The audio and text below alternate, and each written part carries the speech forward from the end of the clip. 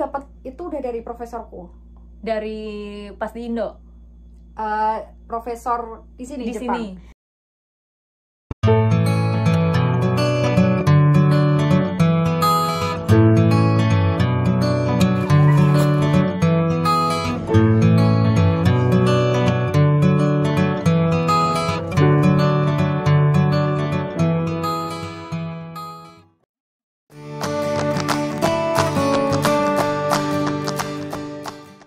Sebelumnya kan aku udah pernah daftar yang Max Embassy itu kan. Oh, itu udah kan kenal. kita kan udah harus punya profesor juga waktu itu. Jadi udah intens komunikasi dari 2018 itu kan. How to get the advisor here?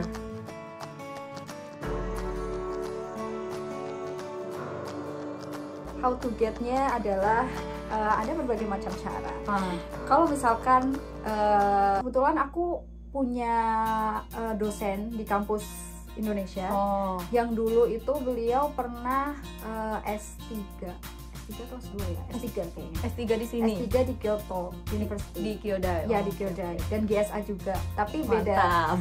beda lab sama aku gitu. Jadi yang mengencourage aku untuk lanjut di sini itu juga beliau. Dan beliau yang memberikan aku kontak itu. Jadi beliau ngasih aku kontak email dari profesorku yang sekarang. Nggak cuma satu profesor ini sih sebenarnya. Jadi aku dikasih 3 kontak gitu. Jadi aku dikasih 3 kontak nih. Jadi nggak cuma dari Kyodai doang. Jadi yang satu yang sekarang jadi supervisorku itu satu kan. Terus yang kedua itu dari Tohoku University. Ya. Terus yang ketiga Toyo University. Jadi beliau ngasih kontak ini dan aku suruh harus menghubungin sendiri, email dan lain sebagainya, terus ngirim berkas dan lain sebagainya gitu loh kan. Karena waktu itu kan untuk embassy juga kita harus kayak ada punya 3 pilihan kampus gitu kan. Jadi beliau ngasih saran ini. Dan emang backgroundnya itu sama banget, maksudnya sejalan banget sama program studiku gitu. Nah kayak gitu. Tapi ada cara lain. Kalau misalkan teman-teman nggak punya dosen yang pernah kuliah di Jepang dan lain sebagainya, nggak punya kontak sama sekali lah intinya. Nggak punya kontak sama sekali. Kalian bisa kepo di website kampusnya. Jadi kayak biasanya kan website kampus tuh kan lengkap banget kan. Tiap graduate school ada websitenya sendiri. Terus dari graduate school masuk ke divisi masing-masing. Itu melalui pribadi lah jatuhnya personal, boleh jadi, kayak gitu? Boleh, jadi kayak kita kan mau cari profesor yang potensial bisa kita mintain tolong untuk jadi supervisor gitu kan. Jadi kita cari info sebanyak-banyaknya dari website kampusnya. Jadi Berarti tipsnya itu sih kalau mau kuliah di Jepang itu harus ada dekeng dosen Jepang intinya paling kayak gitu. Penting paling kalau penting di Jepang itu profesor sih ya. Iya, paling penting itu. Kalian mau diterima di universitas juga ya kalau belum ada profesor, kelanjutannya mau di lab mana ya percuma gitu kan. Iya, kalau misalnya kita dapat beasiswa, kita udah dapat beasiswa mungkin bukan dari Jepang, beasiswa lain lah misalnya kayak gitu. Tetap yang kalau misalnya kita mau daftar ke Jepang ya harus yang pertama tetap cari profesor. Jadi kan profesor udah dapet tuh. Nah terus profesorku tuh, jadi beliau ngasih informasi gitu loh, ini loh ada pembukaan beasiswa Max lewat jalur University Recommendation. Masih berminat enggak? Waktu itu aku dapat email dari supervisorku sekarang. Laki banget sih ya kan? Itu kayak baik banget ibunya tuh, sumpah aku tuh kayak. Jadi kalau udah dapet dekeng tuh dibantu lah kalian mau masuk dari kemana gitu kan. Dan maksudnya aku juga bersyukurnya karena ibunya emang benar-benar baik gitu. Waktu itu aku udah bilang kan, waktu aku gagal Max, aku bilang kalau saya gagal dan sebagainya. Jadi nggak bisa lanjut kuliah dulu gitu kan. Tapi waktu itu aku masih coba cari beasiswa yang lain kan. Terus ternyata gagal juga. Terus itu apa tuh? LPDP. Oh, LPDP. Nah, jadi ya udah akhirnya aku bilang, Prof sepertinya saya belum bisa daftar untuk periode ini dan sebagainya. Mungkin nanti di masa yang akan datang kayak gitu lah pokoknya intinya gitu. Terus ternyata bulan Januari 2019 itu aku dapat email itu dari profesorku. Kalau ada pembukaan beasiswa ini, kamu masih berminat nggak? Ya berminat lah saya. Tentu saja lah ya. Iya tentu saja. Ya takutnya nggak minat kamu udah di mana gitu ya, kan. takutnya aku udah kerja atau udah kuliah di mana gitu kan. Tapi ya udah akhirnya aku oke, Prof, saya mau gitu. Akhirnya nah terus selanjutnya apa? Ya nunggu arahan dari profesornya. Jadi kayak misalkan oke, Prof, saya mau gitu kan. Terus dokumennya apa saja, bagaimana saya harus melaksanakan proses seleksi dan lain sebagainya. Itu nanti dari profesor juga akan ngasih tahu dokumennya ini harus dikumpulkan kapan dan lain sebagainya gitu. Tuh. Oke. Jadi pokoknya intinya pakai jalur si university ini jauh lebih enak. Beasiswa ini tuh kalau di Kyodai, di Graduate School of Agriculture namanya PGP. Priority Graduate Program. Apa gitu. Nah jadi tiap kampus biasanya tuh punya skema sendiri-sendiri gitu. Misalkan di kampus yang lain temanku ada di Gifu namanya dia programnya beda lagi kayak Advanced Global apa gitu-gitulah. Nah di PGP ini jadi mereka ada kuotanya juga kan. Jadi tiap tahun itu dia nerima 8 mahasiswa max untuk di lab Anggar doang tuh ya. Untuk di Graduate School of Agriculture. Untuk di agriculture. Ya, di GSA itu mereka itu ada 4 buat master, 4 buat doktoral. Ya. Jadi 4 master, 4 doktoral ini untuk semua lab di agriculture. Yes.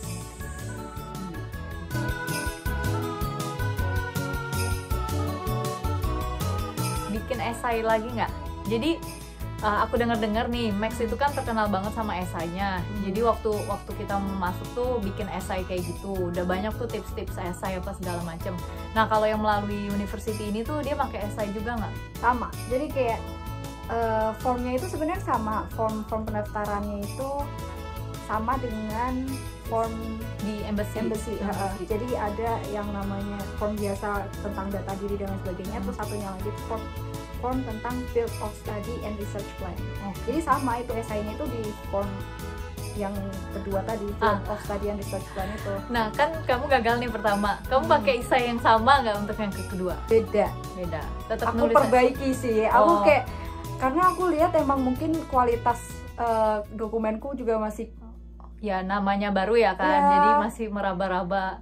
Dan itu penting sih, kayak misalkan kita gagal kalau harus evaluasi. Yang ini kan melalui university, kamu minta revisi nggak dari dosen kamu? Minta. Itu penting. Yang paling ini sih research plan sih, karena emang dari awal kayak misal waktu kita ngubungin profesor juga kan harus kayak ada deal-dealan tentang topik apa namanya. Kadang kan mahasiswa tuh gitu suka yang apa namanya, nih ada beasiswa nih yang sesuai sama lu, tapi maksudnya fieldnya jauh gitu. Tergantung kita kan mau nerima atau enggak gitu kan. Iya gitu sih. Pokoknya kayak harus ada kesesuaian dari kitanya juga sesuai, maksudnya apa ya, sejalan dengan keinginan kita, tapi juga sama profesornya harus sejalan juga. Kalau misalkan kalau dulu sih waktu aku menghubungi profesor yang ini dari awal di email itu, saya kan udah ini kan udah ngasih research plan gitu kan. Salah satu berkas yang aku kirim itu research plan juga, tapi aku dari awal udah bilang kalau misalkan ternyata topik penelitian saya itu kurang sesuai dengan ibu, saya bisa kondisional. Ya, maksudnya saya bisa menyesuaikan kok dan sebagainya gitu. Harus kayak gitu. Jadi pas sebelum daftar yang via University Recommendation itu juga aku kirim lagi research plan-nya ini, terus dari beliau ada revisi sedikit juga dan sebagainya.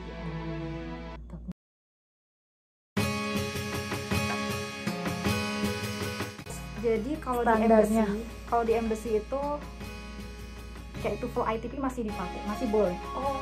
Cuman dari kampus, tapi tergantung sih, kayak persyaratan tiap kampus tuh bisa beda gitu loh kan. Kalau misalnya University Recommendation, jadi benar-benar yang harus diperhatikan kampus itu mintanya apa gitu, dokumennya apa. Nah kalau di Kyodai, di GSA itu mereka udah nggak mau nerima TOEFL ITP, jadi mereka cuma mau IELTS atau TOEFL IBT gitu. Minimal IELTS-nya? Nah itu nggak ada. Jadi namanya di website kampusnya atau guideline booknya itu nggak ada standar minimal. Sedangkan kalau di si Max Embassy ada nggak standarnya? Ada. Jadi di Max Embassy itu misal ITP ya, ITP-nya itu minimal 570. Nah itu. Terus IELTS setara 5,7 lah ya. kalau IELTS, tapi karena aku maksudnya kayak aku sih, Kamu pakai IELTS kan ya? aku pakai IELTS.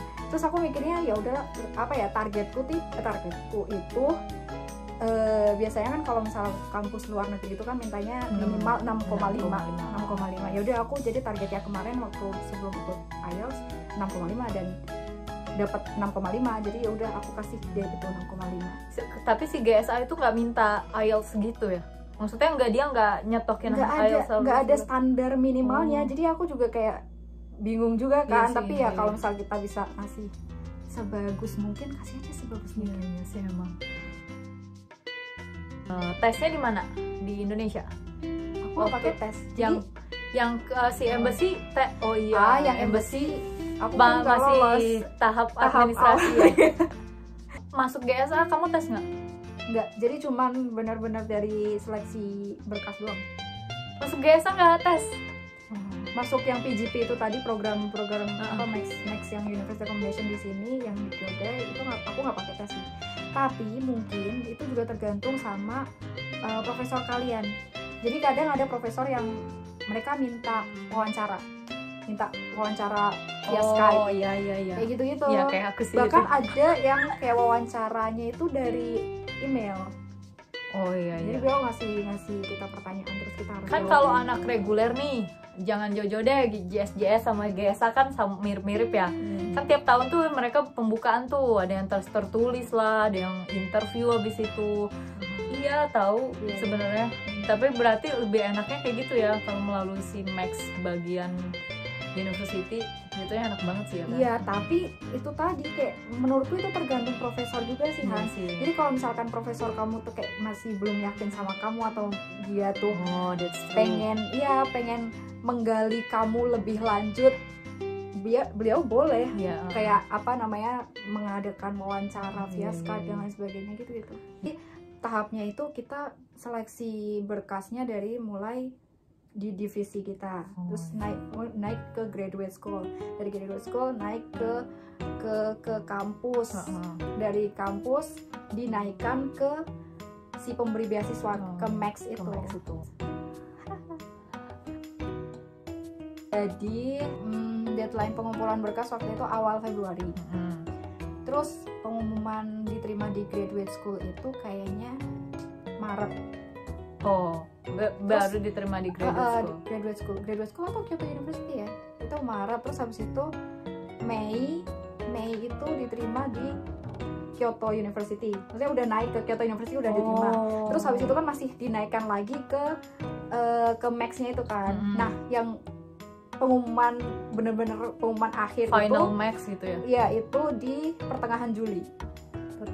Jadi kayak dari Februari, Maret, April, Mei, Juni, Juli. Ya standar lah 6 bulan. Oh ya. Tapi kayak itu lama banget sih. Han. Itu standar lah, standar kok itu. Kayak emang kamu sih lama itu juga. Aku yang waktu di Thailand itu iya setengah bulan itu juga. Setengah tahun. Setengah tahun juga. Maksudnya kayak okay. Lebih effort malah, itu kan datang ke Jakarta gitu-gitu interview. Terus belum tentu kita diterima atau enggak gitu juga. Nah, berarti itu tuh tipsnya kalau mau masuk ke Jepang tuh yang paling penting adalah profesor atau punya orang dalam. Punya orang dalam. Oke, that's all for today's video. Kalau kalian punya pertanyaan apa-apa tentang Mac, coba tulis di description box. Aku punya blog loh, mau di ini. Boleh. Tapi agar punya blog. Nggak, tapi masih baru sih, belum ada apa-apanya. Tapi ada rencana untuk sharing tentang Max juga. Gitu. Jadi Anggar punya blog, nama blognya apa? anggarsjournal.wordpress.com. WordPress. Yes. WordPress. Ya udah nanti aku tulis blognya Anggar di bawah. Jangan lupa kalau misalnya mau nanya apa-apa tentang Max, tanya di bawah tentang tips apa segala macem, nanti aku tanyain juga ke Angga lagi. Sekian untuk video kali ini, don't forget to like, subscribe gimana sih, and comment. See you on the next video. Bye. Nyarinya betul-betul bibit unggul. Iya, jadi kenapa embassy itu menurutku ya, tapi aku nggak menurut ngerti. aku juga sama sih. Jadi kayak embassy itu karena dia kedutaan gitu kan, orang pasti tuh apa ya, seleksinya itu benar-benar yang Strict banget, banget, nggak cuman kayak nggak asal-asalan lah mirip orang untuk dikirim ke Jepang, intinya ya gitu kan. intinya gitu, Sama gitu. kayak LPDP sih, kayak jangan sampai tuh anak udah nyampe Jepang malu-maluin kita gitu kan, intinya gitu. Iya, terus kan. kayak ada nilai-nilai yang lain gitu nggak sih, nggak cuman kayak kan ada wawancara juga tuh, pasti kayak dinilai juga kayak kepribadian kita, terus kayak leadership atau lain sebagainya gitu-gitu. Nah, sedangkan kalau kita lewat university recommendation, yang namanya universitas itu kan pasti cari orang-orang yang akademiknya bagus gitu. Jadi cuma kayak yang dinilai itu akademik, asalkan kita kayak GPA-nya sudah memenuhi, terus kita bisa memenuhi syarat-syarat yang lain, itu mereka kayaknya mudah gitu loh. Ngelihatnya yang gimana ya, yang anaknya pinter aja sih intinya, kalau udah pinter ya udah gitu kan. Jadi kayak cuma akademik. Nah, sedangkan kalau di embassy itu kan pasti ada nilai-nilai yang lain, soft skill yang lain mungkin kayak gitu. Betul. LPDP juga setahu aku sih kayak gitu juga. Iya, apalagi LPDP gitu. Karena kan emang LPDP tuh kayak menekankan di dalam dirinya tuh harus punya nasionalisme juga, nasionalisme, gitu kan. leadership, terus integritas dan lain sebagainya gitu. sebagainya. Kayak karakter lah. Mereka mencari karakter yang luar biasa. Developing country kali. Negara berkembang kali ya. Coba aku cari boleh? Enggak apa-apa, udah. Enggak, takutnya aku salah ngasih info gitu.